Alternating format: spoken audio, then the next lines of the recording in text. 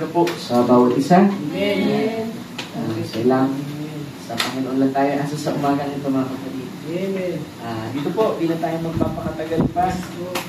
Dito po sa aklat po ng Exodo. Amen. Chapter 17, verses 1 hanggang 7, mga kapatid. Pastor, paborito mo talaga si Moses. Yes po. Amen. Because, alam mo, pinakita din sa Biblia yung mga kahinaan ng tao para tayo mismo maka-identify. Mahina din tayo at ang kalakasan natin ay ating Panginoon. Amen. So, sabi dito, Exodus chapter 17, verses 1 to 7. Sa English ko po babasahin. Sabi dito, and all the congregation, baka familiar sa atin ito mga kapatid. Lagi kong binabalikan, and all the congregation of the children of Israel journeyed from the wilderness of Sin after the journeys according to the commandment of the Lord, and pitched in Rephidim, and there was no water for the people to drink. Amen. 2. Wherefore the people did chide Moses, and said, give us water, that we may drink. And Moses said unto them, why chide ye with me? Wherefore do you tempt the Lord? 3. And the people thirsted there for water, and the people murmured against Moses, and said, wherefore is this, that thou hast brought us up out of Egypt, to kill us and our children and our cattle with thirst? 4. And Moses cried unto the Lord, saying, what shall I do unto these people? They be almost ready to stone me. Amen. 5. And the Lord said unto Moses, go on before the people, take with thee of the elders of Israel thy rod, wherewith thou smotest the river, take in thy hand and go. 6. Behold, I will stand before thee there upon the rock in the Horeb, and thou shalt smite the rock, and there shall come water out of it, and the people may drink. And Moses did so in the sight of the elders of Israel. 7. And he called the name of place Massa and Meribah, because of the chiding of children of Israel, and because they tempt the Lord, saying, is the Lord among us or not? Yung huling scripture sa Tagalog babasahin ko, at tinawag nila ang pangalang dakong yaon na Massa at Meribah, dahil sa pakikipagtalo ng mga anak ni Israel, at dahil tinukso ang Panginoon na kanilang sinasabi, ano daw yung tukso? Ang Panginoon ba'y nasa gitna natin o wala? Amen. Sa pang scripture, 1 Corinthians chapter 10, 1 Corinthians, unang Korinto, kabanata 10, mula verses 1, mga kapatid, hanggang 4. So, sabi dito, moreover, brethren, I would not ye should be ignorant, knowing that all the fathers were under the cloud, and all passed through the sea, and were all baptized unto Moses in the cloud and in the sea, and did eat the same spiritual meat, and did all drink the same spiritual rock, for they drank of that spiritual rock that followed them, and that rock was Christ. Amen. Ang Diyos ang patuloy na magpala sa kanyang mga salita. Manalangin tayo sumaglit. Dakilang Diyos na may-ari sa aming buhay, ikaw na may akda sa aming pananampalataya, ang Diyos ni Abraham, ang Diyos ni Isaac, ang Diyos ni Jacob. Lord, narito kami lumalapit na may buong pagpapakumbaba sa iyo sa umagang ito. Pumapailalim, Panginoon, sa iyong kapangyarihan, sa iyong biyaya, sa iyong presensya.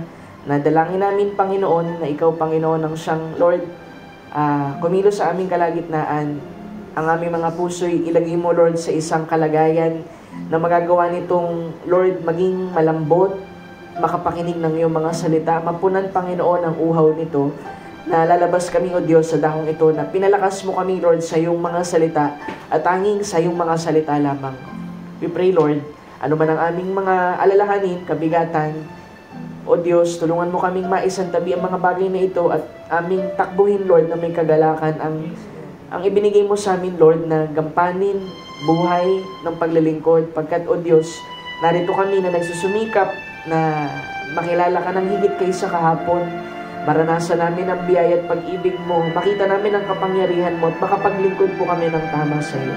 We pray, Lord, ilagay mo kami, Lord, sa makalangit na dako, nang sa ganon, ang bawat salita, Lord, na iyong ipapakain sa amin ay magbigay ito, Lord, ng kalakasan, revival, at ano naman ang mga pangangailangan ay matugunan din, Panginoon, ng aming puso't isip, Lord, ay mailagak lang sa iyo sa umagang ito.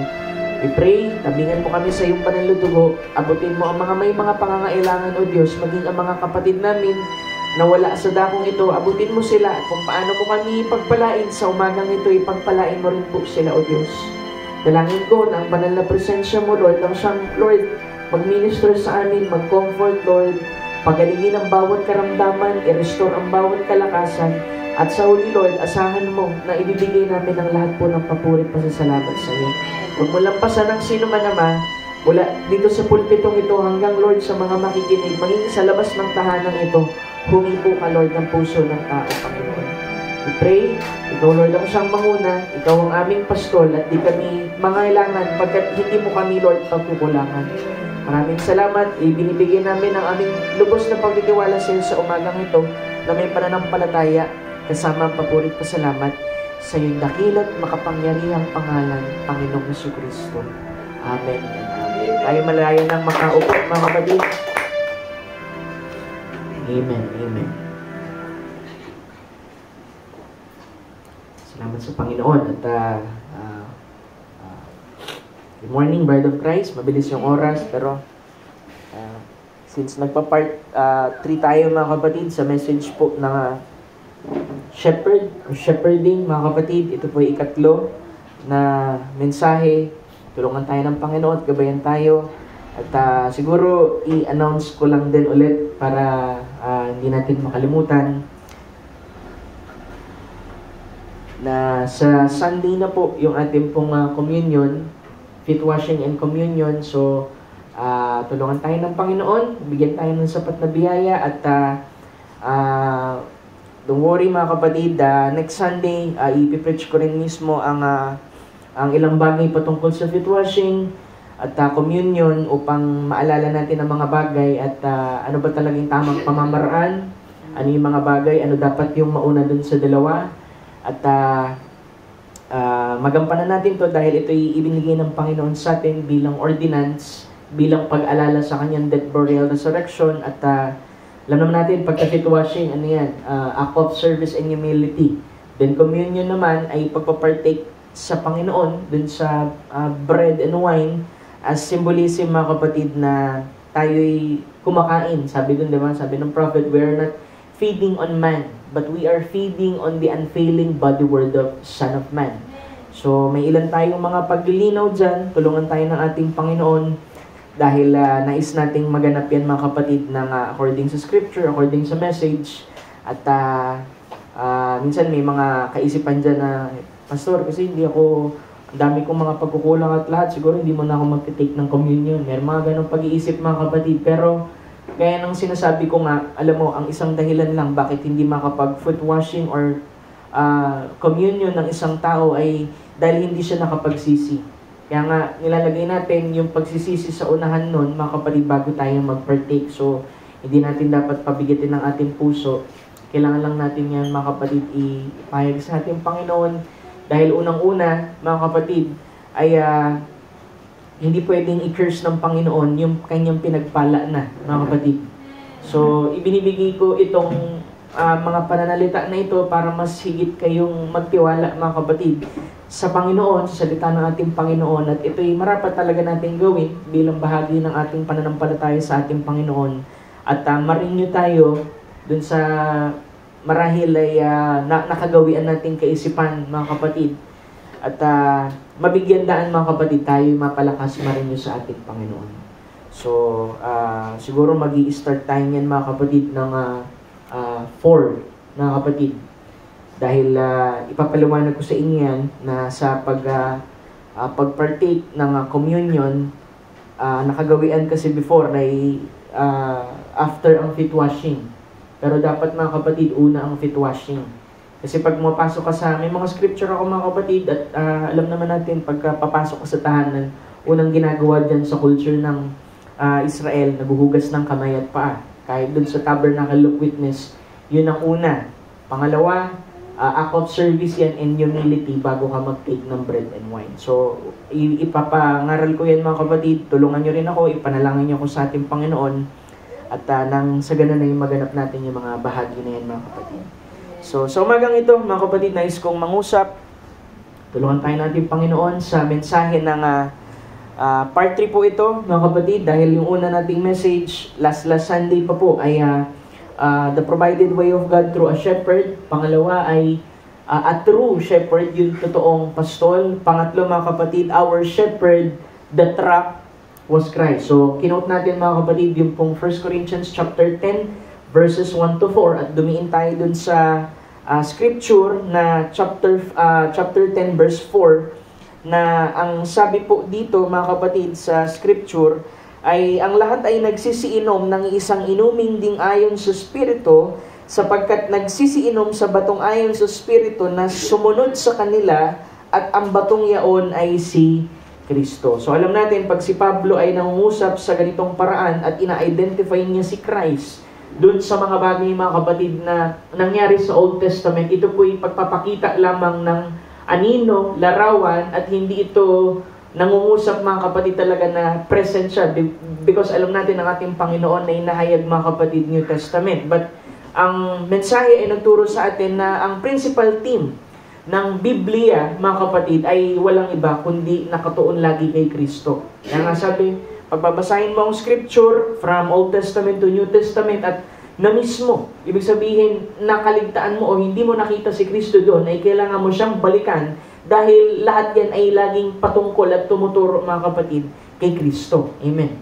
Maging, sabi ko na Sunday, yung pong gift ng pastor o kaya ang isang shepherd mga kapatid, a true minister of the gospel ay laging magtuturo yan pabalik mga kapatid, hindi sa kanyang sarili, hindi dun sa kaloob na binigay ng Panginoon sa kanya, kundi pabalik kay Kristo mga kapatid. Yun po ang gampanin ng isang pastol sa ating Panginoon. At kung babalikan ko lang din yung scripture, di ba sabi ko nga yung parable of Good Samaritan mga kapatid, ito po ay picture mga kapatid sa New Testament na sabi nga, ang dami, yung Good Samaritan, maging mabuti tayo sa iba, yun yung mababaw na paliwanag doon. Pero ipinaliwanag sa atin ang message, kung babalikan ko lang saglit, na sabi doon ay merong isang lalaki doon, stranger mga kapatid, na siya'y papunta mula doon sa Jerusalem, pababa sa Jericho. Nang sabi ay nakasumpong ng tulisan, siya'y ninakawan, siya'y binugbog, siya'y iniwang half-dead, halos kalahati buhay, kalahati patay. At ininterpret ng message yan mga kapatid na yun daw pong Jerusalem hanggang pababa dun sa Jericho ay isang condition ng isang tao mga kapatid na nandun sa backsliding condition.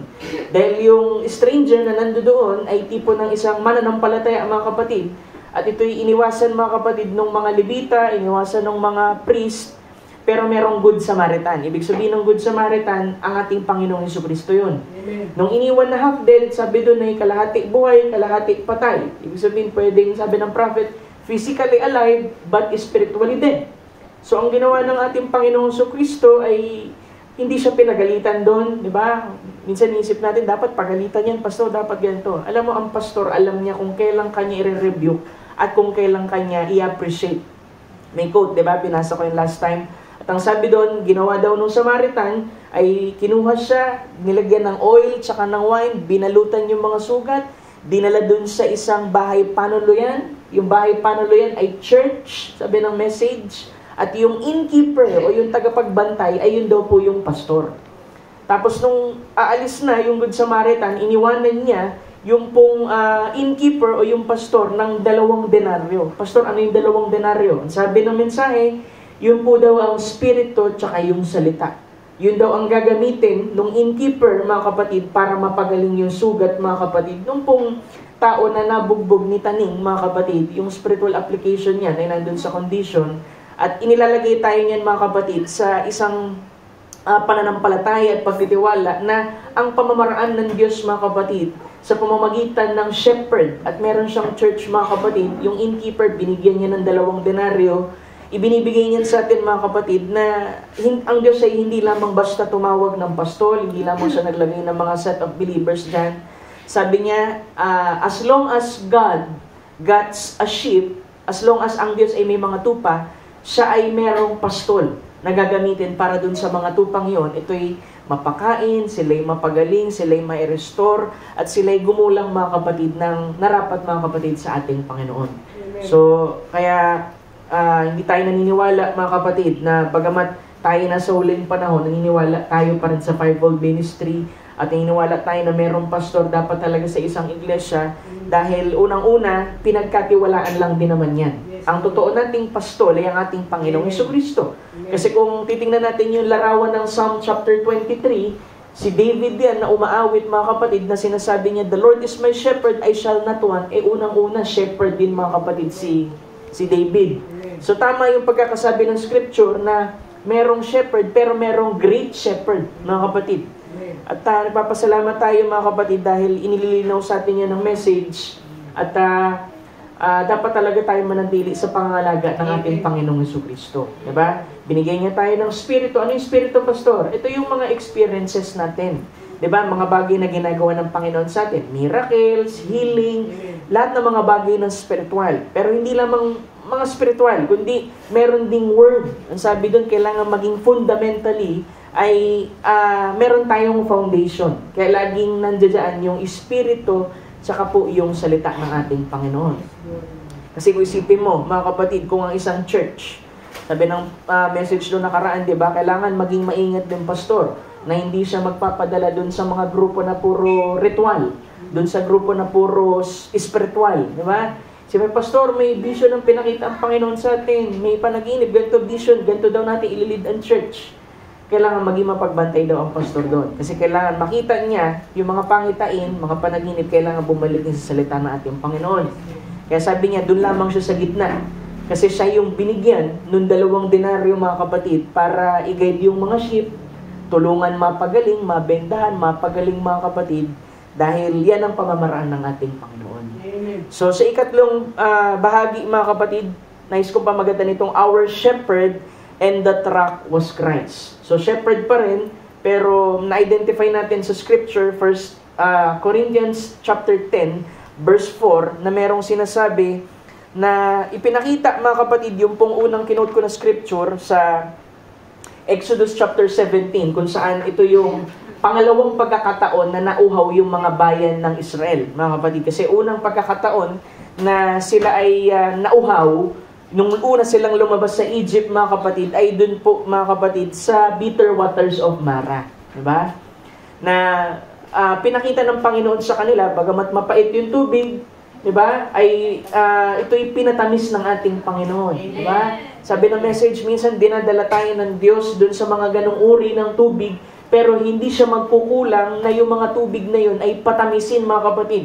Nang sa ganun ay mainom natin to. Ano ibig sabihin nun? May mga experiences tayo na parang mapait po, pastor. Parang hindi namin mainom, parang hindi namin matanggap. Pero ang ating Panginoong Jesucristo ay nagmistulang daan muli mga kapatid. Dahil sabi, nung nagrereklamo sila na mapait yung tubig, nagpakita ng vision ang Panginoon kay Moses. Sabi niya, Moses, sa pangpang, sa tabi ng tubig, merong puno dyan. Tapos tapyasin mo yung puno, ihagis mo dun sa tubig, sisip-sipin niya yung kapaitan, makakainom sila. Yun ay tipo ng ating Panginoong Jesucristo na tinapyas mga kapatid, itinapon sa Calvary, pinatamis yung ating mapapait na kasalanan na sinipsip niya, kinuha niya mga kapatid ng sa ganun ay mas maging matamis yung ating buhay sa ating Panginoon. Kaya nagagawa na nating magpuri, magpasalamat sa Kanya, ibigay ang kaluwalhatian, pagkat alam mo, ang Diyos, siya talaga yung ating pastol. Pag sinabi natin siya ang ating pastol, hindi siya magkukulang sa lahat ng ating mga pangangailangan. Because, ang sabi niya, I shall not want, hindi ako maghahangad ng anuman, pagkat sa loob ng salita na yun mga kapatid, ay nandoon ang pananampalataya at pagtitiwala na hindi mo kakailanganin ng anuman kasi lahat ipoprovide niya na sa iyo, mga kapatid. Hindi ka hihingi ng anumang nakahihigit dun sa natatanggap mo pagkat yung natatanggap mo ay yung mga bagay na nais ng Diyos na matanggap mo dahil yun yung mga pangangailangan mo. Diba, sabi ko nga last time, yung pagiging happy, yung happiness, yung kasiyahan ng isang tao ay hindi nakasalig doon sa mga material, mga kapatid, na pag-aari niya, kundi yung pagiging kontento doon sa mga bagay na itinalaga ng Panginoon para sa Kanya. At doon tayo nakakasumpong ng comfort na ilalagak natin yung ating, ihilig natin yung ulo natin sa ating Panginoon, spiritually speaking, na salamat Panginoon kasi ipoprovide mo yung mga pangangailangan ko. Diba? Kasi ang Diyos, mga kapatid, bago siya tumugon ng isang pangangailangan ng tao, mga kapatid, bago tayo manalangin, alam na niya yan, mga kapatid. Minsan, kailangan lang talaga natin bigkasin. Mamaya, may mga quote tayo, mga kapatid, na babasahin na kailangan lang natin ipahayag sa ating Panginoon. Diba? Ba't ganun, pastor? Alam naman ni Lord, ba't kailangan pa natin sabihin? Amen. Yung bulag nga Diba? Alam na ng Panginoon na bulag Ang sabi ng Panginoon sa kanya, anong gusto mong gawin ko sa iyo? Pero nakita niya ng bulag. Bakit ganun ang gusto niya? Kasi nais niyang makita yung ating pananampalataya. Na sa paghingi natin, ito'y bindikasyon na alam nating ang Diyos kaya itong gawin, mga kapatid. At dun sa panahon, mga kapatid, balikan ko yung scripture na nauuhaw sila, diba nagsaya pa nga sila dyan? Sabi ng Panginoon, ito yung unang picture para ipakita ko kung susunod ba sila sa mga panuntunan ko. So, yun yung unang panahon na nauhaw sila. Pagkatapos nun, kasunod na chapter, mga kapatid, ay yung mana. Diba? Maalala ninyo, lagi kong pinipreach yan, mga kapatid. Nagutom sila, nag-provide naman ng Lord ng mana. Pero nung nauhaw sila uli, mga kapatid, ang sabi doon ay hindi maganda yung kanilang mga naging attitude, mga kapatid, sa ating Panginoon, na nagbunsod, mga kapatid, upang mag-init ang sila'y tuksuhin nila, mga kapatid, si Moses at ang ating Panginoon. Kasi yung order ng scripture, kung babasahin ninyo, mga kapatid, ay sabi, basahin ko yung Exodus ulit. Sabi niya dito, tingnan niyo po yung Exodus chapter 17 verse 2. Sabi, kaya ang bayan ay nakipagtalo kay Moses at nagsabi, bigyan mo kami ng tubig na aming maiinom. At sinabi ni Moses sa kanila, bakit kayo nakikipagtalo sa akin? Bakit ninyo tinutukso ang Panginoon? Kasi bakit nila tinutukso? Pag binasa mo dun sa baba, sa 7, ang sabi dun, yung tukso nila ay hindi naman natin narinig talaga na meron silang pagtuksong ginawa, kundi yung kanilang attitude, mga kapatid, patungkol sa salita ng ating Panginoon, patungkol dun sa lingkod ng ating Panginoon, ay ang kinalabasan nito ay para bang sinasabi nila, nasa gitna pa ba natin ang Panginoon o hindi? Kasi unang-una, nung nauhaw sila, bakit hindi nila naalala na ang Panginoon ay nagpainom naman sa kanila doon po sa bitter waters of Mara? Diba? Tayo, bilang tao, mga kapatid, may mga pagkakataon, minsan nakakalimutan natin yung mga unang bagay ng dakilang ginawa ng ating Panginoon sa atin. At kapag merong dumarating na obstacle o kaya struggle, mga kapatid, o kaya problema, nakakalimutan natin minsan na nang ginawa ng Panginoon yan. Minsan na siyang nag-provide. Kaya ba't mo tutuksuhin ang Panginoon at sabihin mo, nandyan pa ba ang Panginoon o wala? Amen? Na ang sabi dyan, mga kapatid, ay una, nakipagtalo sila kay Moses at yung kanilang pakikipagtalo kay Moses ay nagmistulang pagtukso sa ating Panginoon. Ibig sabihin ng tukso, kanilang tawag dito ay ang word kasi dyan, mga kapatid, Massa and Meriba. Ang Massa, ang ibig sabihin ng Massa ay test. Sinubok nilang Panginoon. Hindi yan sa paraan na parang may pananampalataya sila, kundi sila'y nakapagsabi ng bagay na hindi karapat-dapat. Diba? Na sinasabi, nandito pa ba ang Panginoon o wala? Nauuhaw kami, bakit walang tubig? Diba? At yung Meriba, mga kapatid, ang ibig sabihin ng Meriba ay pakikipagtalo. So tandaan yan mamaya, mga kapatid, kasi meron tayong tatawiring scripture at may gusto akong ipakita dyan. So pagdating sa 4, mga kapatid, dumaing si Moses, mga kapatid, sa Panginoon, anong aking gagawin sa bayang ito at kulang na lamang ay batuhin nila ako?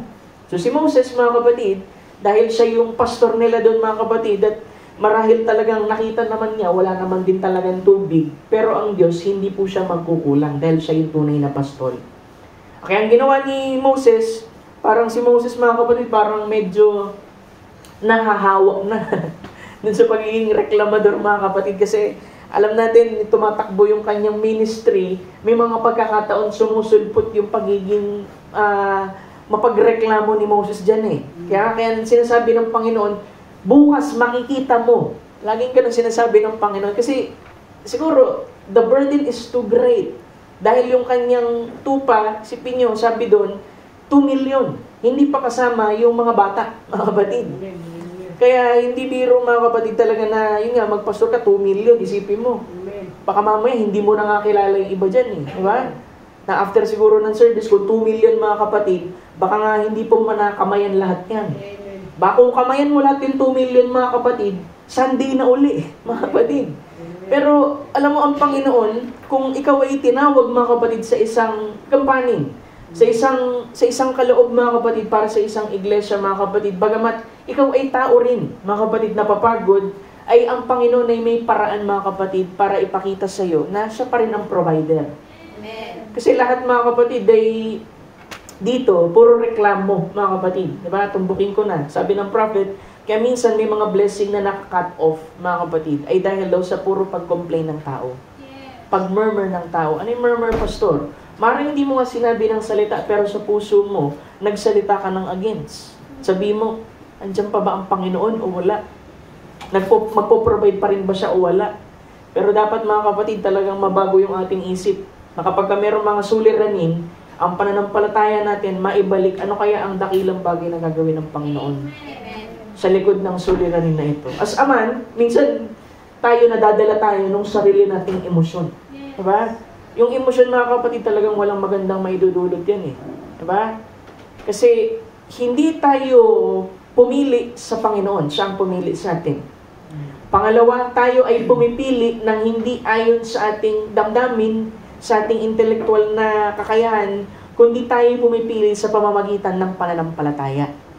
Kaya dapat maging paalala sa atin to, mga kapatid, hindi lamang sa mga believer, kahit sa mga minister. Diba? Kahit sa akin din naman, mga kapatid, wala namang exempted eh.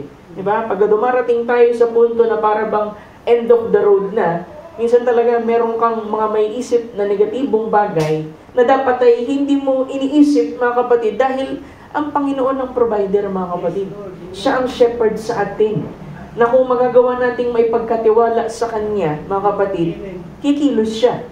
Pero kung hindi tayo nagtitiwala sa Kanya at tayo nagtitiwala sa ating sariling kakayahan, hindi rin naman siya makakakilos sa atin. Kaya nung dumaing si Moses, mga kapatid, ang sabi doon ay sinabi ng Panginoon, dumaan ka sa harap ng bayan at ipagsama mo ang mga matanda sa Israel at iyong tungkod na iyong ipinalo sa ilog, ito yung nung nandun pa sila sa Egypt, mga kapatid, ay tangnan mo sa iyong kamay at yumaon ka. So merong instruction na ginawa, binigay ang Panginoon, mga kapatid, kay Moses. At ang sabi dyan, pagdating dun sa 6, ang sabi niya, pansinin niyo mga kapatid, ako, sabi niya, narito ako ay tatayo sa harap mo roon sa ibabaw ng bato ng Horeb at iyong papaluin ang bato at lalabasan ng tubig upang ang bayan ay makainom at gayon ang ginawa ni Moses sa paningin ng mga matatanda ng Israel. So bakit una ay sa matatanda ng Israel? Una, para ito'y maging patotoo, mga kapatid. Pangalawa, ang sabi doon, hindi lang basta nagbigay ng instruction ng ating Panginoon, kundi siya mismo, mga kapatid, yun tumayo dun sa ibabaw ng batong ito. Nang sabi niya, pagtayo dun sa ibabaw ng bato, kailangan po itong hampasin. At yan ay larawan, mga kapatid, ng ating Panginoong Jesucristo dun sa Calvary na ito'y tumayo sa ibabaw ng bato ng Golgota, yung bundok ng Golgota, at siya ay nabayubay, mga kapatid, sa krus ng Kalbaryo, at siya, mga kapatid, ay pinalo, mga kapatid, ng Diyos doon po sa krus ng Calvary. At ang sabi doon, hindi lamang basta pinalo. Kasi ang layunin ng pagpalo, mga kapatid, ay para meron siyang ilabas, mga kapatid. Unang-una, sa unang tipo, mga kapatid, doon po na ilabas ang nobya. Pangalawa, mga kapatid, yung pong lumabas doon sa ating Panginoon ay ito po ang magsusustain, mga kapatid, doon po sa mga mananampalataya. Anong ibig mong sabihin, pastor? Ang ating Panginoong Jesucristo ay nabayubay sa krus, pinalo doon, mga kapatid, para lumabas ng Espiritu Santo. May quote, na yung Espiritu Santo, mga kapatid, ay nagmimistulang larawan ng tubig. Pagkat ang sabi ng Scripture, ang bawat mananampalataya ay umiinom sa iisang Espiritu. Diba? Na ito yung magbibigay sa atin, mga kapatid, ng sustenance, magsusustain sa atin. Yung pong spirit, tsaka yung word. Ano yung word, pastor? Di ba yung mana? Binasa natin dun sa 1 Corinthians chapter 1, hanggang dun sa 4, binanggit yung mana, tsaka po yung tubig. So, nais ko mga kapatid na mag-quote, bumasa mga kapatid ng ilang mga quote dito mga kapatid. Tulungan tayo ng ating Panginoon. Dahil, alam mo mga kapatid, clear ang instruction ng ating Panginoon dun sa bayan ng Israel. Kasi, nandun sila mga kapatid sa stage na sila nilalabas ng ating Panginoon sa tawag dito sa Egypt. At yung paglabas sa kanila dun mga kapatid, ang tawag diba dun, Exodus. Diba? Paglabas. Kaya yung called out o church mga kapatid, dun po yan unang na-establish mga kapatid yung salita po na church. Galing po yan sa word na Exodus. So sabi dito, and Moses had course that he was to take Israel and follow then right across the Red Sea, right across the Jordan, right into the promised land, right through the wilderness. It wasn't Moses go out of the line. It wasn't God out of the line. It was the people out of line that caused the trouble. So let us think of these things now. Sabi niya, dito mga kapatid, ang gampanin ni Moses mga kapatid ay itawid mga kapatid yung Israel. Palabas mga kapatid dun po sa mapulang dagat, pagtawid dun sa Jordan, pagtawid dun sa promised land, pagtawid dun sa ilang. Pero hindi mga kapatid si Moses ang nagbunsod mga kapatid na sabi dun ay patungo mismo. Hindi si Moses ang nawala sa pagkakalinya, di ba? Sa huling bahagi ng ministry ni Brother Branham mga kapatid, siya'y sumisigaw mga kapatid that the bride must stay on the line. Pero dito mga kapatid, sinasabi ng message na ito na hindi naman si Moses ang nawala sa linya. Hindi ang Diyos ang nawala sa linya, kundi ang tao ang nawawala sa linya. Diba? Minsan inisip natin, Lord, ba't nangyari lahat ng to? Isipin natin, baka mamaya tayo yung nawala dun sa linya. Sabi dun hindi si Moses kasi sinusunod niya instruction ng ating Panginoon. Hindi naman pwedeng magkulang ating Panginoon dahil siya ang ating pastol. Kaya ang nagkulang dito mga kapatid, ang nagkamali ay yung pong mga tao, mga kapatid, na nilabas mga kapatid ni Moses dun sa Egypt. Alam mo mga kapatid, ang puso din ni Moses, na gaya ng isang pastor mga kapatid, ay makikita natin dito dahil unang-una, kailangan maintindihan ni Moses, 430 years na nakatira itong mga Israelitang ito dun sa Egypt. So ibig sabihin, meron silang mga gawi, meron silang espiritu, meron silang mga bagay mga kapatid na talagang ma-identify mo na parang kang Egyptian, parang kang sa sanlibutan. At kailangan mga kapatid na dalhin ng Diyos ang bayan niya mga kapatid, dun po sa ilang wilderness para dun sila mga kapatid isanctify ng ating Panginoon. Tapyasin yung mga bahagi na hindi karapat-dapat sa buhay nila, linisan sila, turuan sila ng tama mga kapatid, at ganyan ang pamamaraan ng Panginoon mga kapatid sa bawat iglesia. Tayong pinadadaan ng Diyos mga kapatid, dun po sa wilderness. Kasi lagi nating sinasabi, tayo ang spiritual Israel. O kung tayo ay spiritual Israel, kung ano yung kanilang experience sa natural, ay gayon din ang ating mag-i-experience sa spiritual. Nilabas muna tayo, pero hindi ibig sabihin nun, hindi, nabaptize na ako, pastor, Christian na ako, at lahat. Hindi. Meron ka pang wilderness na dadaanan. Kaya kailangan mo matanggap na meron kang mga experiences na dadaanan sa ating Panginoon, na yan ang magbubunsod mga kapatid hanggang dumating ka dun sa kasakdalan.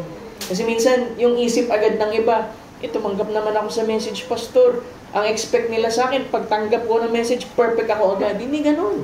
May pamamaraan ng ating Panginoon.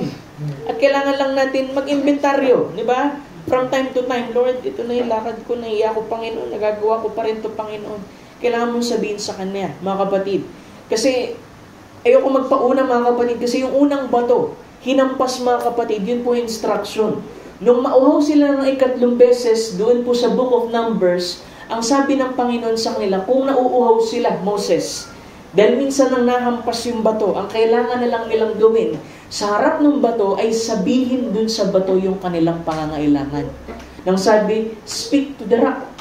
Diba? Doon nga nagkamali si Moses kasi hinampas niya ng 2 beses. At gayon din sa atin. Diba sabihin mo, pastor, di pa rin ako gumagaling. Alam mo, pinagaling ka na ng ating Panginoon before the foundation of the world. Nahampas na siya before the foundation of the world. Ang kailangan mo na lang gawin ngayon mga kapatid, since na-fulfill ang scripture, ay kailangan mong mangusap doon sa bato. Ang sabi ni Pablo, yung batong daw yun mga kapatid ay si Kristo. Ibig sabihin, tumitipo kay Kristo. At ang sinabi pa niya ay yung batong yun, hindi lamang basta bato na nagbigay ng tubig. Ang sabi doon, yung batong yun daw ay laging sumusunod sa kanila. Diba? Alam mo, minsan may mga pagkakataon talaga na tayo mismo, tayo lumalabas sa linya.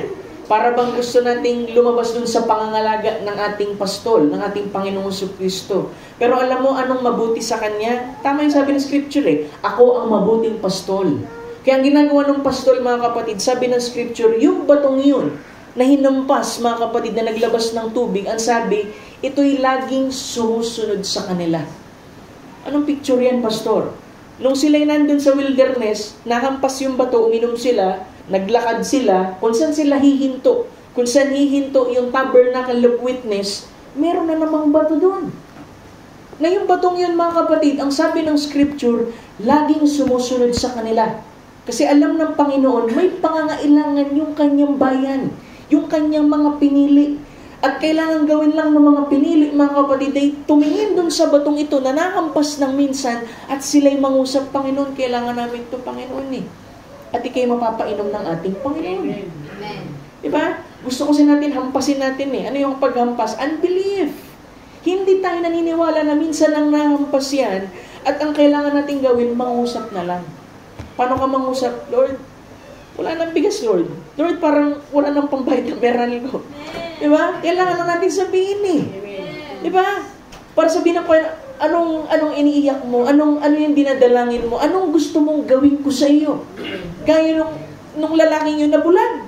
Alam naman ng Panginoon bago pa tayo humingi. Pero kailangan natin sabihin para mailagay, ma-display yung larawan na yung humihingi ay nagtitiwala at sumasampalataya na kayang ibigay ng Panginoon. Amen. Di ba may mga, hindi to madalas na pinag-uusapan mga kapatid, pero sa Christian walk natin mga kapatid, merong mga pagkakataon na dried up talaga yung experience mo. Dumadaan tayong lahat dyan. Hindi natin pwedeng sabihin, never akong naka-experience ng ganyan, pastor. Ay sinungaling yun mga kapatid. Kasi mga kapatid, hindi mamamalas ang kapangyarihan ng Diyos sa revival mga kapatid kung hindi muna magkaroon mga kapatid ng pagkabuwal o kaya ay panghihina. Kasi habang naglalakbay sila mga kapatid, bagamat ang pag-iingat ng Panginoon sa kanila ay nandoon mula doon sa Egypt hanggang doon sa wilderness, may mga pagkakataon na uuhaw sila. May pangangailangan sila. At kung sana mga kapatid, ang picture nila doon ay sabihin natin, nananalangin sila. Siguro nalulugod ang ating Panginoon, ibigay sa kanila yung mana, painumin sila sa tubig. Pero makita mo ang picture nila, nagmumurmur sa ating Panginoon. Pero dahil siya ang mabuting pastol, mga kapatid, alam mo, ginawa niya pa rin na magpalitaw ng mana, magbaba ng mana kahit merong unbelief dun sa puso nila, magpainom ng tubig kahit sabihin mo na sila'y nakikipagtalo kay Moses sa tinutukso ang ating Panginoon. Sipin niyo yun? Diba, hindi ba larawan yan na siyang mabuting pastol? Yes, Lord. Na bagamat ganun yung itsura nitong mga ungrateful mga kapatid na ito na Israelita, pinainom, pinakain sila ng ating Panginoon. Anong sabi ni David? Naging bata ako, tumanda na ako at lahat-lahat. Hindi pa ako nakakita ng taong matuwid na hinayaan ng Diyos na mamalimos ng tinapay sa labas. Yes, Lord. Diba? Totoo yung scripture na yan, mga kapatid. Kasi ang Panginoon siya ang magpo-provide. Siya ang mag-guide sa atin. Kung tinawag niya tayo, mga kapatid, sa buhay ng paglilingkod, siya rin mismo ang obligado mga kapatid para i-sustain tayo dun sa journey. Ang kailangan lang mga kapatid, maging handa tayo dun sa journey. Kasi unang-una yung journey, hindi rin talaga madali, mga kapatid. Diba? Sabi niya dito mga kapatid, itutuloy ko yung quote. Sabi niya, amen, napakabilis ng oras. Dahil gusto ko mga kapatid, makita ninyo ang inyong sariling experience mga kapatid sa experience nila. Diba? Hindi para i-compare na parang mas ma-okay tayo. Hindi. Para makuha tayo ng wisdom and virtue mga kapatid kung paano tayo higit na makapaglingkod ng tama sa ating Panginoon. Sabi niya, kapag ang isang tao ay tumanggap kay Kristo, bilang kanyang tagapagligtas, ang lahat ay nasa ibabaw ng bahay. Pero bago dumating ang taong ito sa bautismo ng Espiritu Santo, ang taong ito ay kinakailangan niyang dumaan sa proseso ng pagpapaging banal. So sabi ko dito, yung sanctification ay tipo ng wilderness. Merong mga bagay na tatanggalin ng ating Panginoon sa atin. Meron siyang mga ituturo. Meron siyang mga testing, mga kapatid. At kailangan talaga makapag-overcome tayo dun. Pero unang-una, alam mo yung pag-overcome, hindi yan sa sarili mong lakas. Kasi doon sa mga bahagi, mga kapatid, ng temptasyon nila sa ating Panginoon, ang Diyos ay nagbababa lagi ng biyaya para makapag-overcome sila doon. Sabi dito, kinakailangan niyan dumaan sa panahon ng pagsubok ng kanyang buhay. Lahat kayo'y dumaan doon. Dumaan siya sa pagsubok na ito, na sinasabi dun sa Book of Hebrews, ang bawat anak na lumalapit sa Diyos ay kinakailangan munang mahampas, mapalo, madisiplina, at kung hindi natin kayang tagalan ang pagdidisiplina ng Diyos, kung ganun ipinapakita lang niya na tayo'y hindi mga anak ng Diyos, at tayo'y mga anak sa labas, at hindi anak ng Diyos. Kaya nga alam mo yung correction, yung pagpalot lahat mga kapatid, kung nakita naman natin na kamayan ng Panginoon, kailangan nating tanggapin mga kapatid. At magkaroon tayo ng kaisipan mga kapatid na ito'y ginagawa ng Diyos lagi para sa ating ikabubuti. Walang magulang kahit sa natural, mga kapatid, na maghahangad yung kanilang anak mapahamak. Kung sa natural nga lang ay ganun ang damdamin ng isang magulang dun sa anak, paano pa kaya ang Diyos? Sa kanyang mga anak, sa kanyang mga pinili, sa kanyang mga anak na babae at lalaki mga kapatid. Higit mga kapatid, yung pong kagustuhan ng Diyos na tayo laging mapabuti. Kailangan lang natin, mga kapatid, alam mo yung tatlong bagay wisdom, understanding, tsaka po yung discernment. Diba? Yan yung hihilingin natin sa ating Panginoon. Kasi hindi ka magkakamali pagka ikaw ay humingi ng ganyang bagay sa ating Panginoon. Bakit? Kasi habang ikaw ay bumababad sa pagtuturo ng salita ng ating Panginoon, tama ang magiging unawa mo doon sa ipinapangaral. At pag dumating ka sa isang pagsubok, magagawa mong makahatol ng tama at gawin kung ano yung tamang bagay. Because sa bawat pagsubok, bawat bagay na dumarating sa atin, kailangan nating pumili. At kung minsan nagkakamali tayo ng pili, ba't tayo nagkakamali ng pili, Pastor? Pagka hindi natin kinukonsidera ang salita ng ating Panginoon. Pero pag kinukonsider natin ang salita ng ating Panginoon, hindi tayo pwedeng magkamali. Dahil tayo pumipili sa pamamagitan ng pananampalataya sa ating Panginoon. So sabi niya kung ganon, ang sabi ng Biblia, pero kung kaya nating tiisin ang pagdidisiplina, diba? Pagka nagagawa nating tanggapin, yamang nalalaman na ang lahat ng mga bagay ay naglalakip-lakip na gumagawa para sa ikabubuti ng mga nagsisiibig sa Diyos. Diba? Mahal ba natin ating Panginoon? Alam mo kung totoong may pag-ibig dyan, mga kapatid, magagawa mong mailagak ang pananampalataya mo mga kapatid. Na bagamat ang lahat ng bagay, pag sinabing lahat ng bagay, ibig sabihin, pati yung mga pangit na bagay. Pwede mong ibilang na gagawin ng Diyos na paglakip-lakipin yan at gagawa ng mabuti sa iyo.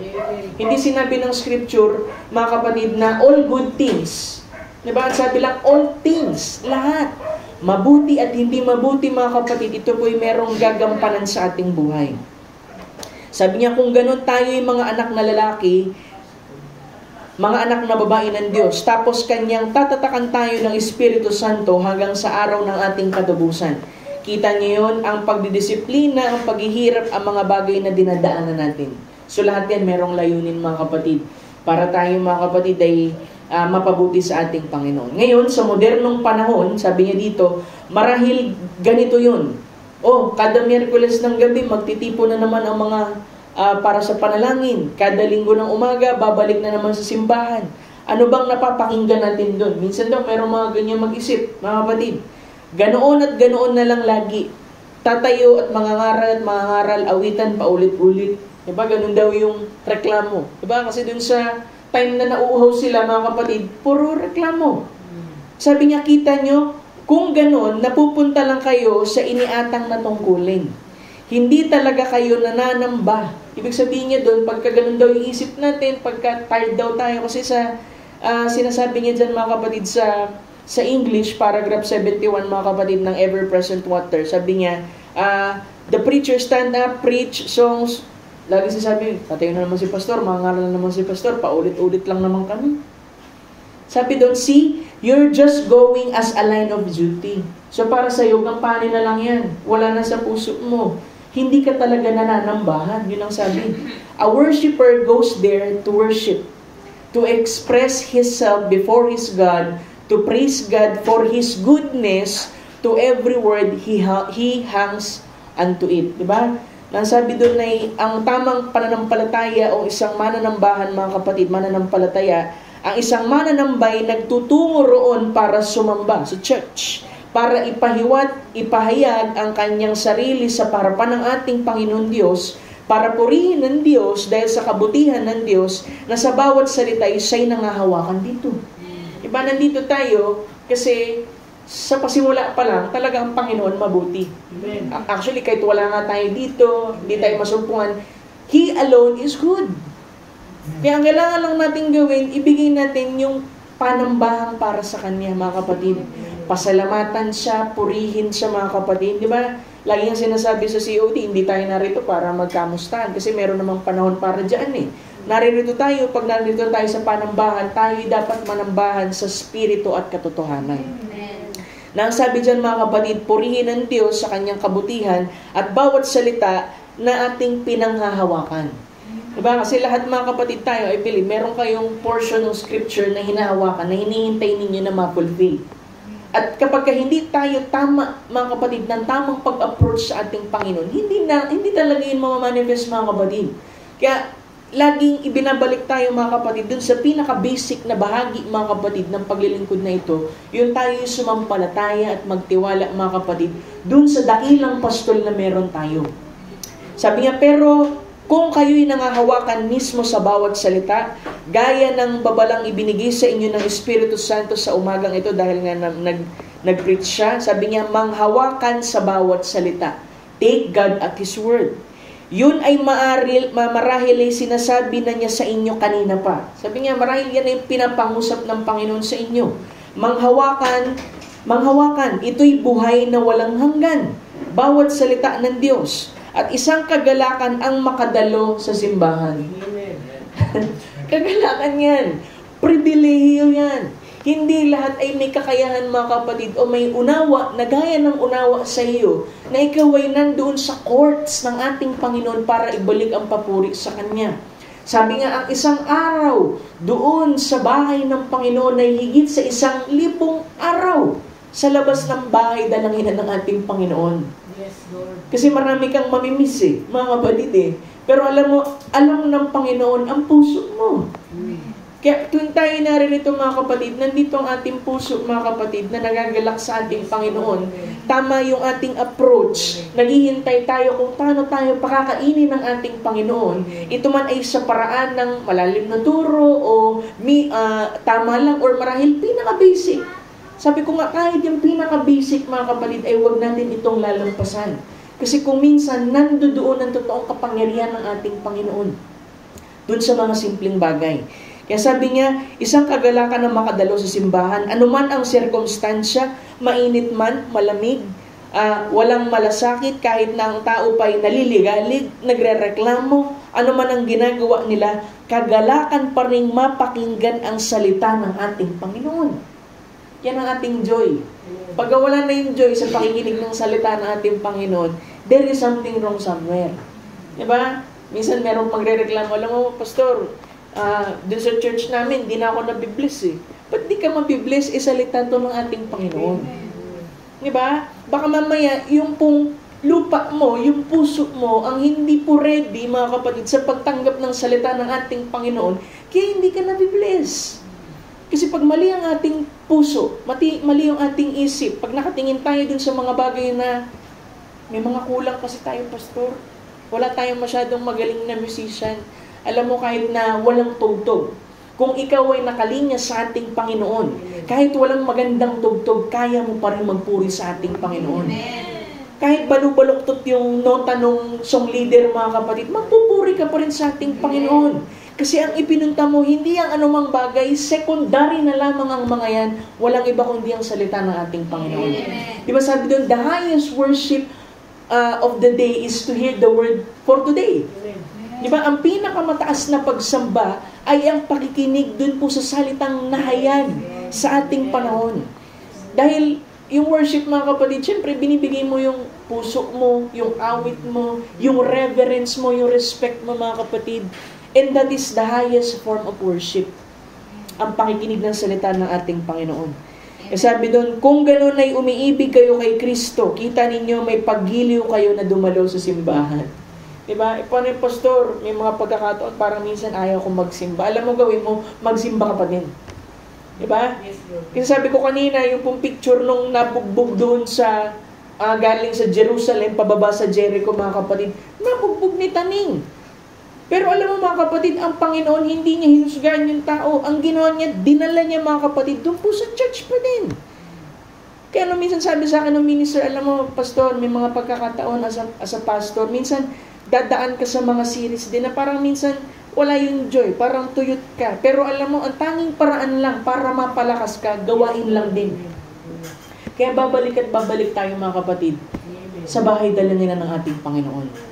Kasi yun yung nilagay niya, dinisenyo niya, mga kapatid, sa atin para mapagaling tayo, mabendahan tayo, mapagamot tayo, mga kapatid.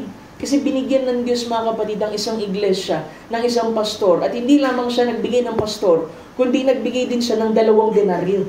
Yung pong espiritu at salita, mga kapatid. E gaya nung sinabi ko nung unang Sunday, diba? Hindi ako nagpipreach dito, mga kapatid. Itinuro, mga kapatid, sa scripture din sa Hebrews, mga kapatid, ang bawat tumatayo sa pulpito ay binigyan ng Diyos na ministering spirit. Ibig sabihin nun, ministering angel, na yun talaga, mga kapatid, ang nagpapakain sa inyo. Ginagamit lamang ang katawan na ito, ang tinig na ito, pero ang salita, ang espiritu, mga kapatid, ay nanggagaling dun sa ministering angel.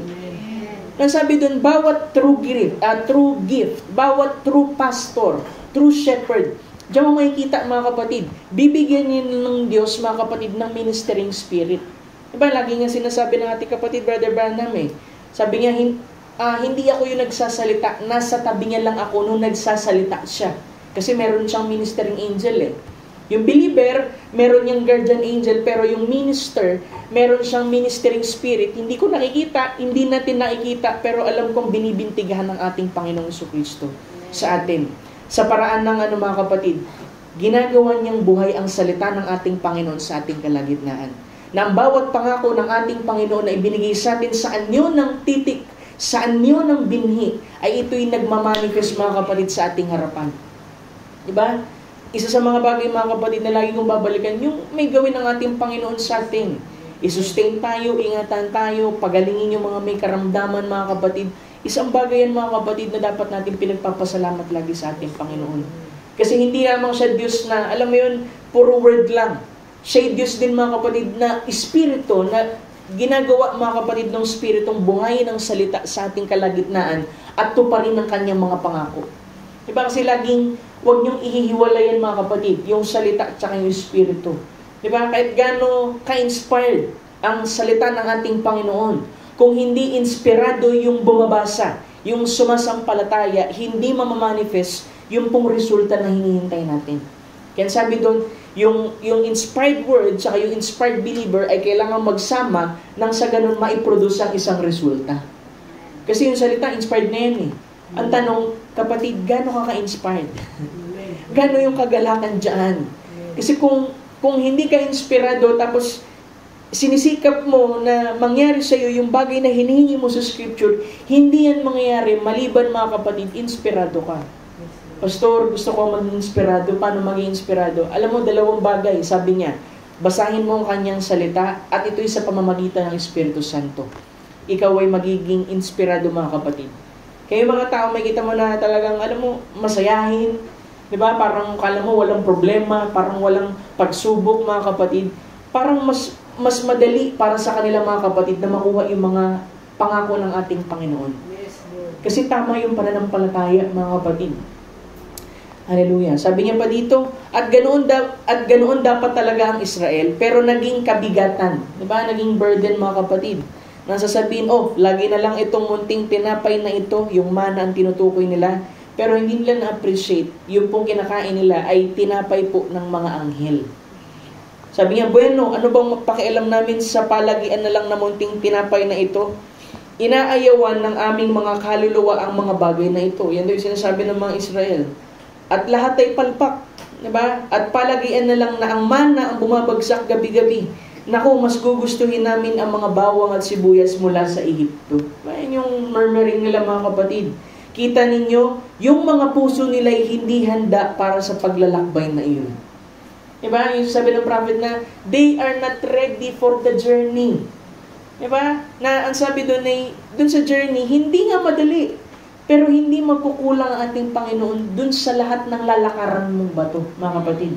At kung ang isang lalaki at isang babae magsimulang magreklamo tungkol sa pagpunta sa iglesia, na siya'y pagod sa pagdalo sa iglesia, hindi na sila para sa paglalakbay. Ganoon nga, may mali kung saan. Diba? Kaya alam mo mga kapatid, ginawa ng Panginoon, pinagbubuwal yung mga nagre-reklamo mga kapatid dun sa wilderness. Tayo as a man, merong certain point sa buhay natin, minsan nagre-reklamo rin tayo. Minsan nagmumurmur tayo, totoo yun. Pero mga kapatid, kung nasumpungan natin na meron tayong ganun sa ating puso, hingin natin ang tawad sa ating Panginoon. Kasi hindi tayo karapat-dapat magreklamo talaga mga kapatid. Kasi hindi naman siya nagkukulang eh. Bagamat nahihirapan tayo sa ilang bahagi ng ating buhay, di ba nagpo-provide naman siya ng biyaya para tayo makaalpas mga kapatid dun po sa mga kahirapan po na yan. Bakit? Siya yung ating pastol mga kapatid. Nang sabi dun, yung Panginoon mga kapatid ay siya yung shepherd, siya yung batong iyon na ibinigay ng Panginoon dun sa mga mananampalataya at yung batong iyon, sabi sa scripture kanina, laging sumusunod sa kanila. Kaya ang believer, kahit sa modaling yan, kung may pananampalataya sa ating Panginoon yan, isusustain at isusustain yan. Kasi merong laging batong sumusunod sa kanila. Diba? Ang bawat mananampalataya mga kapatid, hindi yan iiwan ng ating Panginoon sa Kristo. Iwan ka man ng ibang tao, talikuran ka man ng kaibigan mo. Amen. Mga kapatid, tanging ang Panginoon lang hindi tatalikod sa iyo. Kasi ang shepherd, mga kapatid, lagi po niyang hahanapin yung tupa niya, mga kapatid. Lagi siyang susunod, mga kapatid. Diba? Isipin mo, ang form niya, bato, mga kapatid. Pero ang sabi ng scripture, that rock was Christ that followed them. Laging sumusunod. Ibig sabihin, kung may pangangailangan, laging nandoon. Laging meron ang presenteng biyaya ng ating Panginoon ay nandoon sa kanila mga kapatid. Sabi, isang mismong magandang tipo, isang magandang paghawak at isang pag-angkla para sa mananampalataya sa panahon ngayon, na malaman na ang batong iyon na minsang hinampas, ang tubig na yun na minsang bumuhos mula sa Kalbaryo, ay kasama natin saan man tayo naroroon. Diba? Sisipin mo, pag sa natural, kapatid mo, hampasin mo, magagalit sa'yo yan eh. Di nasusunod sa'yo yan. Pero sabi nun, merong bato. Dun sa panahon ng mga Israel na hinayaan ang kanyang sarili na mapalo mga kapatid, at ito'y sumusunod. Kasi pagkapalo sa kanya, alam niyang meron siyang tubig na ibubukal mga kapatid. At yung tubig na yun ay para doon sa mga mananampalataya. Kaya sinusundan niya, saan pumupunta yung mga Israelita? Mula mga kapatid, dun po sa 40 years mga kapatid na journey nila, dun sa wilderness. Di ba makikita natin yung record, parang isang beses, 3 beses lang sila pinainom. Siyempre, hindi na na-record sa scripture. Pero I believe, sa tuwing mauuhaw sila, ay paiinumin sila ng ating Panginoon. Kaya hindi natin problema mga kapatid kung ipoprovide ba niya. Kung siya ang pastol at kinoconfess natin siya ang ating pastol, magpo-provide at magpo-provide siya. Amen. Diba? Ano man ang kailangan mo? Natural man o spiritual. Sabi ko nga, ang Diyos ay El Shaddai. Sabi doon, He is the breasted God. Nang sabi doon, hindi lamang kasi yung Shaddai, plural yan mga kapatid ng breast. Hindi lamang siya isang dibdib lang.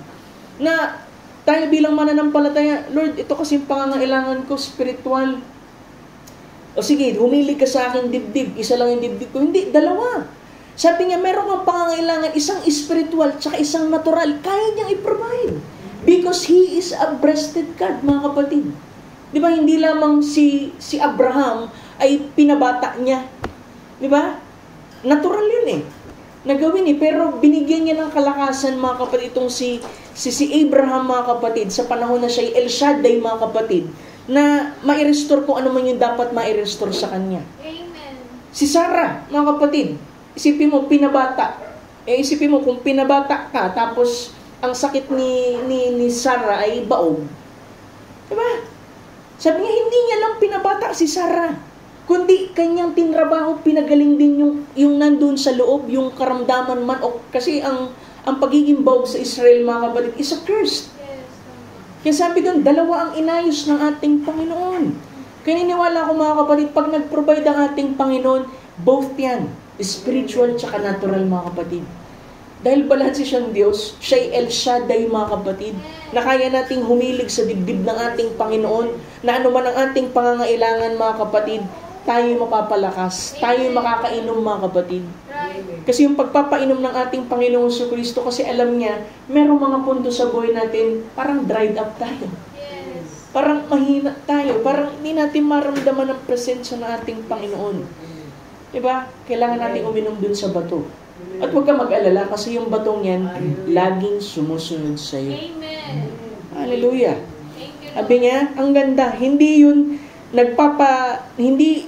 nga yun nagpapaiwan na kung saang lugar at sasabihin, bueno, nagkaroon na tayo ng tubig nung isang araw bago pa kahapon sa dakong iyon. Hindi ganun eh. Sabi, mayroon tayong tubig ngayon dito mismo. Dahil ang batong iyon ay si Kristo. Amen. At si Kristo ay siya ring kahapon, ngayon, at magpakailanman. Amen. Hindi siya nagbabago. Amen. Kung ginagawa niya nun na sumusunod siya, sumusunod pa rin siya sa iyo hanggang ngayon. Amen. Di ba? Ang kailangan mo lang gawin, speak. Amen. Sabihin mo sa Kanya. Di ba siya rin yung sumisigaw dun sa New Testament, sabi niya, kayong mga napapagod, napapagal, lumapit kayo sa akin, kayo pagpapahingahin ko. Amen. Diba? Minsan sumigaw din siya, yung mga nauuhaw, kayo'y uminom sa akin. At sa pag-inom ninyo ay mula sa inyong, out of His belly shall flow rivers of living water. Amen. Kasi may pagkakataon, nauuhaw tayo. May pangangailangan tayo. Diba? Hindi mo yun may makukuha kay brother, kay sister, kay pastor lang. Kailangan may pananampalataya ka na yung batong yun, na minsang nahampas, ay kaya pa rin maglabas ng tubig sa iyo sa panahon na ito. Dahil hindi siya nagbabagong Diyos. Na siya pa rin kahapon, ngayon, at magpakailanman. Hallelujah. Inilalagay tayo yan saan, mga kapatid? Dun sa kapanatagan, mga kapatid, at pananampalataya, na hindi talaga siya magkukulang. Diba? As a man, minsan inisip ko, parang kulang na kasi, alam mo, pastor, doon tayo sa realidad. Minsan talaga parang kulang na. Alam mo, parang lang. Kasi hindi ka pa humingi sa ating Panginoon eh. Pero nung humingi ka, mga kapatid, pinagkulangan ka ba? Hindi ka pinagkulangan. Hindi man tayo pinagyaman, hindi man tayo pinagkulangan ng ating Panginoon. Naging sapat siya, mga kapatid, na ang biyaya, ang sabi doon ay ito'y laging aapaw sa atin, mga kapatid, at ito'y magbibigay sa atin, mga kapatid, ng kapanatagan na alam mo, ang Panginoon, mabiyaya siya. Diba? Niisip lang natin kasi parang hindi sapat Panginoon eh. Pero pag dumating ka sa punto na when you count your blessing, I believe hindi mo nabilang lahat. Amen. Sa dami ng biyaya ng Panginoon sa iyo. Diba? Kasi inisip natin yung katiting na problema. Diba? Nadadala tayo dun sa katiting na problema. Pero yung mga dakilang bagay na ginawa ng Panginoon bago dumating yung problema, nakalimutan mo. Samantalang minsan mo nang pinatotoo yan. Yes. Diba? Kaya minsan kailangan natin balikan eh. Diba? Na yung isip natin, mga kapatid, maibalik, may suliranin. Hindi. Ang Panginoon gumawa na dati sa akin eh. Yes. Diba? Kuwari, nagkaroon ka ng karamdaman. Di. Pinagaling na ako ng Panginoon dati, kaya niya ulit gawin yan. Kasi hindi siya nagbabagong Diyos. Na siya pa rin ang kahapon, ngayon at magpakailanman.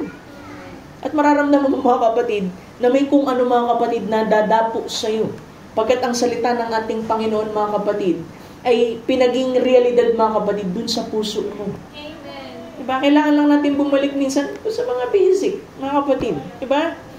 Hindi ko sinasabi dito na maging mangmang tayo dun sa mga malalalim na bahagi ng mensahe. Pero kung minsan, mga kapatid, yung joy na nawawala, mga kapatid, maibabalik yan sa paraan dun sa mga simpleng bagay. Na magawa itong mapukaw, mga kapatid, at may restore yung kagalakan sa atin. Ngayon, para makuha ang buhay na ito, yung buhay ng ating Panginoong Kristo, alalahanin ninyo, ang buhay ni Kristo ay nananatili sa iglesia. Amen. Dahil yung iglesia, mga kapatid, yung church yan. Hindi po yung building, kundi yung mga mananampalataya, mga kapatid.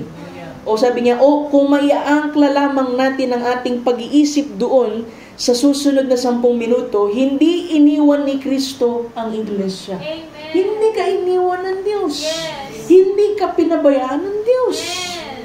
Diba? Ang mga tao'y mangiiwan kay Kristo, ngunit hindi si Kristo ang mangiiwan sa tao. Right. Iniiwan ito ng mga tao dahil sa kanilang hindi pagsampalataya.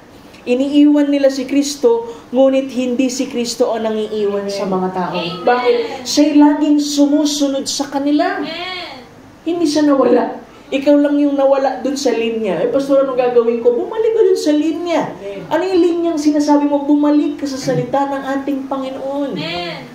Dahil dun mo lang din, mga kapatid, masusumpungan mo siyang muli. Ngayon, sasabihin nyo kung ganoon, kapatid na Branham, bakit hindi natin nagagawa ang mga bagay na dapat nating gawin? Pastor, hindi ko nagagawa yung mga dapat kong gawin. Bakit po ang ating mga kaloob at ang mga bagay sa iglesia ay hindi humahantong sa husto nitong kulay at kung saan dapat ito? Mga tanong. Bakit pa ang ating iglesia ay hindi umaangat sa dako kung saan dapat ito? Ano daw ang dahilan? Sabi, ang mga tao nung panahon ng pagsubok ay nalihis gaya ng nagawa noon sa Israel. Kaya nga pag binasa mo yung chapter 10, ang sabi doon, yung mga experiences nila ay ipinakita sa atin, they were written for our examples para hindi na natin magawa. Yes. Anong pinakabunga niyan, Pastor? Hindi pagsampalataya. Yes. Kasi hindi naman sila magmumurmur, hindi sila kikilos ng ganun. Kung lubos silang sumasampalataya. Kaya lagi ko kayong ibinabalik sa pagsampalataya, sa paniniwala, sa pagtitiwala, mga kapatid, sa ating Panginoon. Diba? Sabi niya, ay nalihis na, nagaya ng gawa noon ng Israel. Iniisip kasi nila na iniwan sila ng Diyos. Diba? Sabi dun sa baba, tunay pa ba na ang Panginoon ay nasa sa atin o wala? Yun yung kanilang pagtukso. Kaya, mahirap yun, mga kapatid. Diba? May mga pagkakataon, we are tempted to speak and to think na iniwan tayo ng ating Panginoon. Dahil lang nakikita natin yung mga natural. Tama. Pero yung spiritual realm, hindi natin nakikita na siya'y gumagawa, mga kapatid. Na siya'y sumusunod at hindi ka iniwan ng Panginoon. Amen. Pero alalahanin niyo, hindi kailanman iniwan ng batong iyon ang Israel. Isipin niyo yun. Matitigas yung ulo ng Israel, pero hindi sila iniwan ng Panginoon. Amen. Iniwan ng Israel ang batong iyon. Nakalimutan nila ang batong iyon. Ang batong iyon ay kasama pala nilang lahat sa lahat ng oras. Nandun yun lagi. Tumutugoy-gay kasama nila hanggang sa dulo ng daan. Amen. Ito'y nakasunod sa kanila. Hindi nga iyon lalayo ng lampas sa layo na hindi na makakausap. Diba, minsan inisip natin, parang layo ng Panginoon. Pero alam mo, hindi siya malayo, mga batid. Siya, sabi ng scripture, He is present kahit sa panahon ng kabagabagan. Amen. Mga kapatid, kasi hindi kanya iiwan. Lagi siyang susunod sa iyo. Dahil alam niya may pangangailangan ka at minsan na siyang nangampas sa kalbaryo, kailangan mong uminom, mga kapatid. Hallelujah, hindi nga yun lalayo ng lampas sa layo na hindi na maririnig pa. Diba? Maring sinasabi ng prophet dito, inisip mo malayo, pero alam mo hindi siya malayo, na hindi mo siya maaabot, na hindi ka makakainom. Yes. Nandiyan siya. Hindi mo lang napansin, mga kapatid. Bakit? Kasi merong hindi pagsampalataya. Tama. Hindi yun lalayo ng lampas sa layo na hindi na makikita pa. Diba?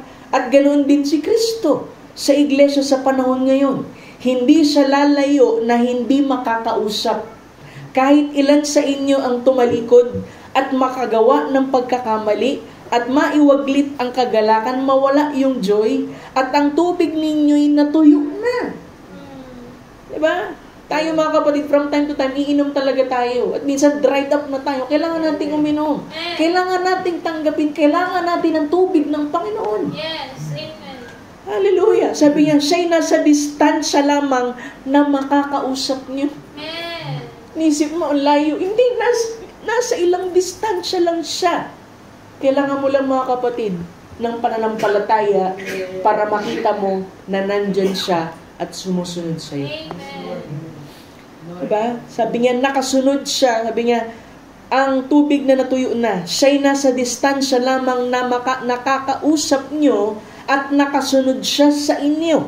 Alam niya ang bawat kilos na ginagawa ninyo at lahat ng ginagawa nyo.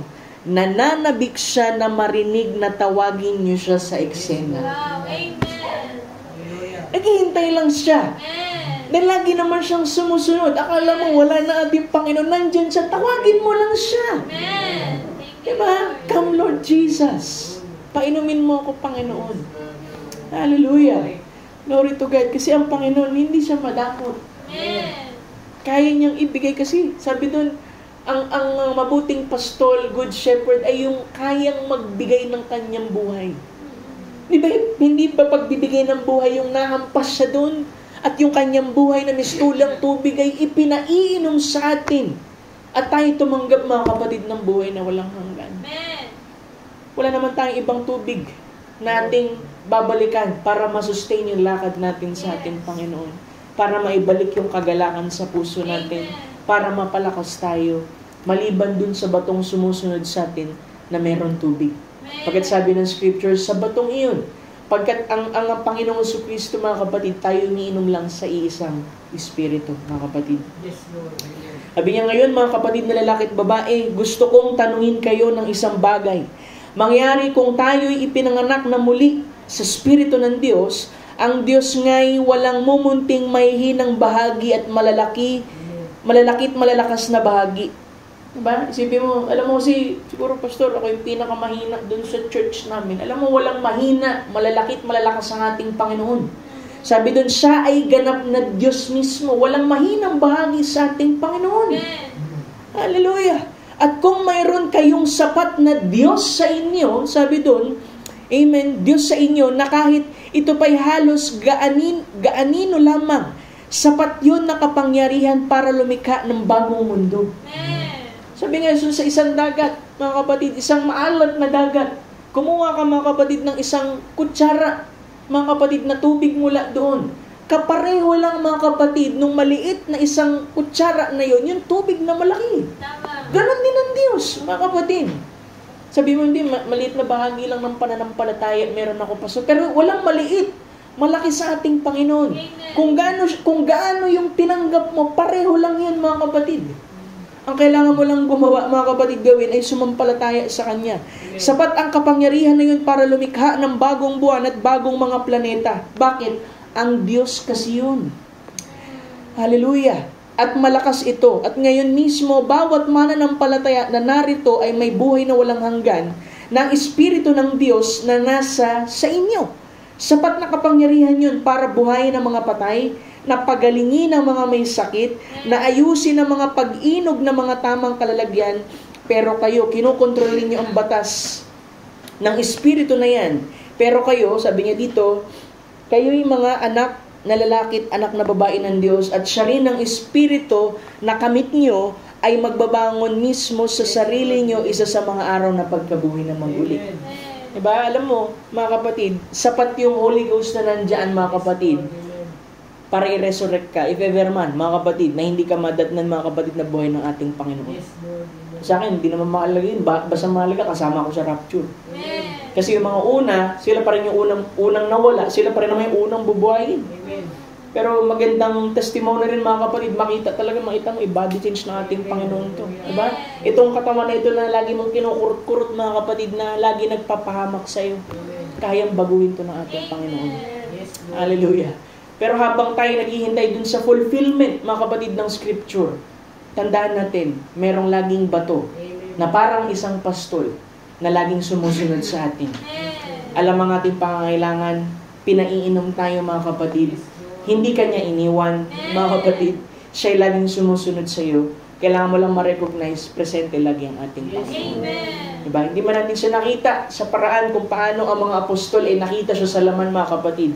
Pero sabi, mas higit, yung mga taong hindi nakakita, pero sumampalataya sa ating Panginoon. So lagi ko kayo ibabalik dun sa ika-6 na pandama na binigay ng Panginoon sa inyo. Dun nyo siya kausapin, dun nyo siya damhin, dun nyo siya maririnig, mga kapatid, sa ika-6 na pandama sa pamamagitan ng pananampalataya, mga kapatid. Dahil yung journey natin, hindi pa tapos mga kapatid. Diba? Si Elijah nga mga kapatid, di ba? Sabi doon naintindihan siya ng Panginoon. Nagising ng kitling yung kanyang buhay. Pero ang sabi doon, nagpadala ng anghel sa kanya na nag-bake daw ng cake. Pero mana yun mga kapatid. Ang sabi doon, kailangan mo lang talagang mamahinga. Kasi the journey is too great for you. Diba? Meron pa siyang gampanin Diba? Ito, hanggat ang buhay ni ito mga kapatid ay naririto pa. Ibig sabihin, meron pa tayong gampanin sa ating Panginoon. Alam niya na hindi biro yung journey. Alam niya hindi biro yung dinadaanan natin. Pero, since siya ang shepherd natin mga kapatid, siya pa rin ang magsusustain po sa atin mga kapatid. Hindi tayo pababayaan, hindi tayo pagkukulangan. Nangako siya. Sabi niya, di ba? Hindi ako makikita ng sanlibutan, pero makikita niyo ako. Pagkat hindi ako mananatiling nandiyan lang, kundi ako yung mananatili ay sa inyo, mga kapatid. Siya'y naririto mga kapatid. Kaya nga may thirsty. Kasi nandito siya. Kailangan niyang uminom mga kapatid. And the Holy Ghost, ang sabi ng prophet, the Holy Ghost only feeds on the Word. Kaya lagi tayong babalik sa salita ng ating Panginoon. Kung merong panghihina, kung merong kalumbayan, kung merong pangangailangan, narito ang salita ng ating Panginoon. Ang Panginoon hindi tayo iniwan, lagi siyang sumusunod sa ating mga kapatid. Kailangan lang natin ma-recognize na kalinya ba tayo. Diba? Pastor, hindi kasi ako nakalinya. I-repent. Tapos luminya ka ulit sa salita ng ating Panginoon. Magsimula ka ulit. Diba? Tayo. Huwag natin pabigatin yung ating puso. Kasi ang Panginoon mga kapatid ay hindi pa tapos sa atin mga kapatid. Diba? Hanggat nandito pa yung buhay, nandito pa ang biyaya ng ating Panginoon, diba? Ay sikapin natin na laging bumalik mga kapatid at ipaling yung ating muka, yung ating pananampalataya sa ating Panginoon.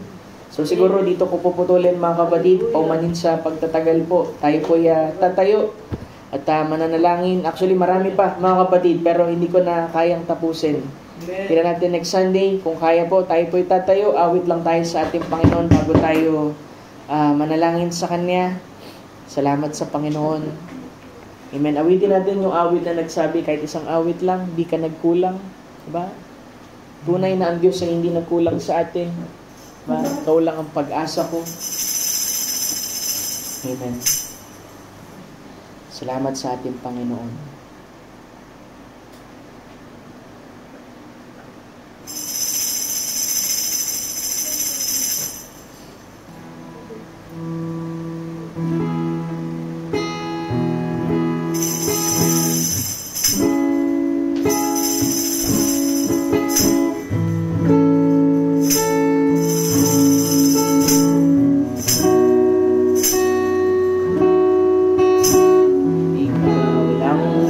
Pag-asa ko, tanging ikaw ang buhay ko, Jesus, yes Lord. Kahit ako'y nangangamba, basta't ikaw ang kasama, panatag na. Kahit kailan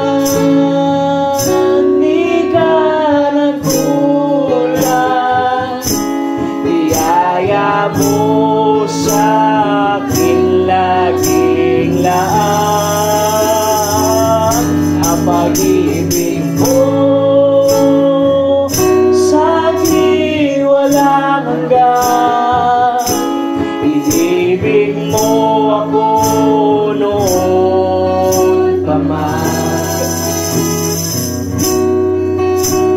kaya't di ka'y sasambahin, paligid man ay magdilim. Jesus, yes Lord. Kahit may suliranin man, lagi kitang aawitan. Ikaw lamang, kahit kailan di ka nagkulang. Biyaya mo sa akin laging lahat, ang pag-ibig mo sa akin walang hanggan. Inibig mo ako noon pa man, Panginoon.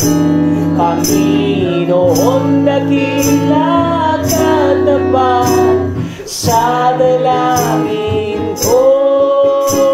Ako'y inibig mo kahit ako ay ganito.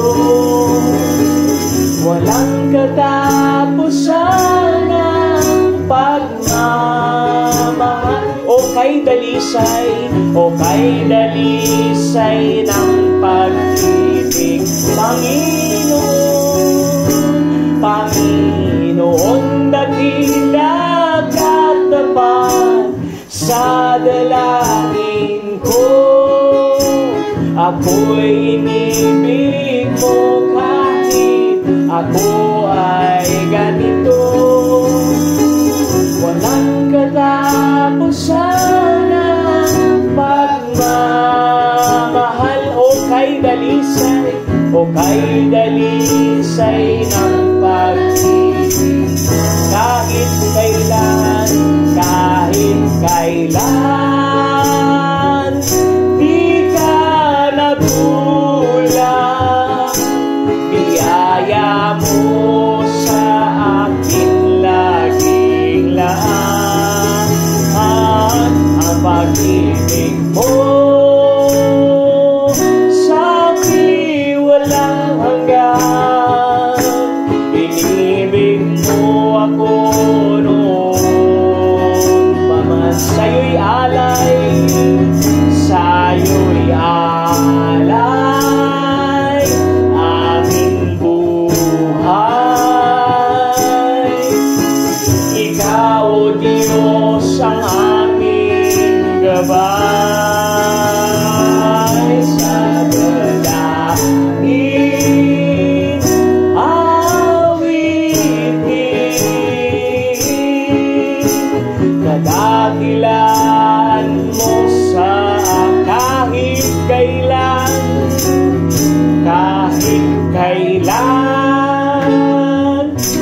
di ka nagkulang. Biyaya mo sa akin laging laan. Ang pag-ibig mo sa'kin walang hanggan. Inibig mo ako noon pa man. Kahit kailan di ka nagbabago, Diyos. Di ka nagkulang.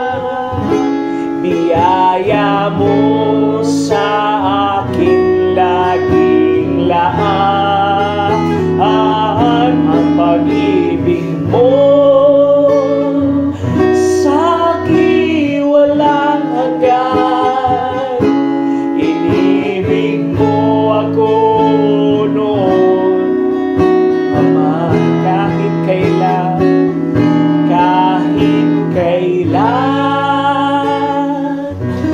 di ka nagkulang. Biyaya mo sa akin laging laan. Ang pag-ibig mo sa'kin walang hanggan. Inibig mo ako noon pa man. Inibig mo ako noon pa man. Tayo manalangin.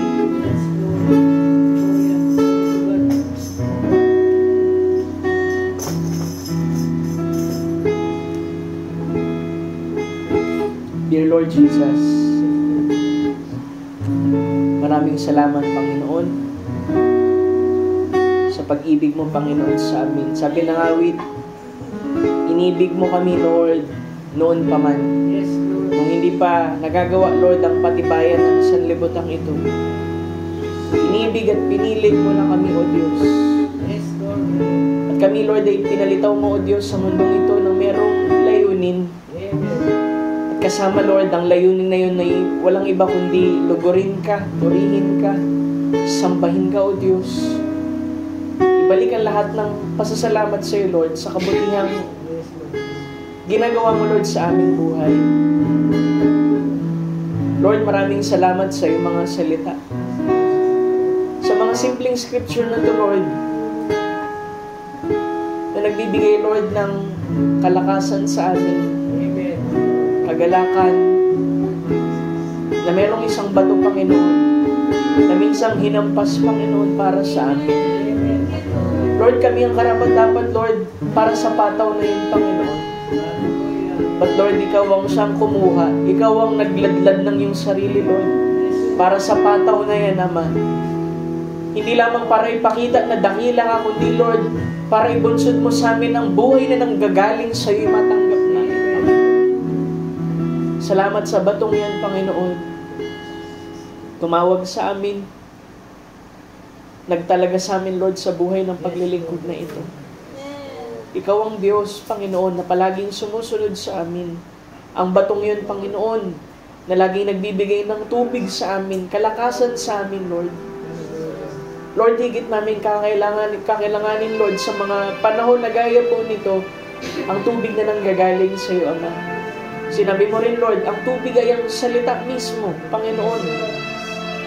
At kailangan ka namin, Panginoon, na lalo na, O Diyos, sa panahon ng panghihina, kalumbayan, Lord, itinuturo, Panginoon, ng mga bahaging ito, O Diyos, Ikaw, O Kristo, Lord. Matanging bagay lang, Lord, na mga kapatid, Lord, sa aming uhaw. Kaya, Lord, dalangin ko, O Diyos, na sa pagbabahagi ng salitang ito, Panginoon, magawa mong pukawin mo, O Diyos, ang aming puso't isip. Na sa lahat ng aming dinaraanan, Panginoon, at dinaanan sa buhay na ito, hindi ka nagkulang, hindi ka nang iwan, Panginoon. Lagi kang sumusunod at nagpapainom sa amin. Hindi man namin tuwiran, O Diyos, nakikita ang lahat ng bagay, pero kung lilingunin namin, Panginoon, ang aming buhay, Lord, alam ko na pinainom mo ang bawat isa. Hindi mo iniwan ang sinuman. Bagamat, O Diyos, may mga pagkakataon matitigas ang aming ulo, ang aming puso. Minsan nanliliit kami at di kami karapat-dapat sa iyo. Sumusunod ka pa rin, Panginoon, upang painumin kami. Kaya, Lord, tulungan mo kami, Lord, sa umagang ito at buksan mo ang aming kaluluwa, ang aming puso. At uminom, Lord, sa Espiritu, Panginoon, sa batong iyon, Panginoon, na nabayubay, Lord, sa krus ng Kalbaryo. Bayaan mo ang bawat isa'y uminom, Lord, sa iyong Espiritu Santo, Lord. Mapagaling ang bawat karamdaman. Ito man ay natural o spiritual, O Diyos. Matugunan, Lord, ang bawat uhaw at pangangailangan sa natural, Panginoon. Lord, Ikaw ang Diyos na nakakita sa lahat ng bagay. Kaya, Lord, aming ipagkakatiwala sa umagang ito, Lord, na anuman ang aming kinumit, Lord, ay magagawa mo, O Diyos, na ito'y tugunin at gawing paging realidad sa amin, Lord. O Diyos, kung meron man kami, Lord, na mga kahinaan, kung meron man kami mga pagkukulang, mga pag-iisip, Lord, na hindi karapat-dapat, mga pagkukulang, O Diyos. Lord, maaari bang paagusin mo minsan pa ang tubig na yun, O Diyos, at kami malinisan, Lord, sa iyong Spirit at sa iyong dugo. Pawiin mo ang bawat kalumbayan, pawiin mo ang bawat, Lord, damdaming hindi narapat. At palitan mo, Lord, ng iyong sariling buhay. Lord, itago mo kami, Lord, sa batong yan, Panginoon. Sabi ng awit din, Ikaw ang pinakamatibay naming muog, Panginoon. Kaya ikubli mo kami doon habang kami, O Diyos, ay nagpapagaling, Panginoon, sa ilalim ng iyong presensya. Lord, mahaba-haba na rin, Panginoon, ang aming paglalakbay, aming paglilingkod. Minsan, Lord, napapagod kami, Panginoon. Minsan gusto na namin mag-ibag, Panginoon.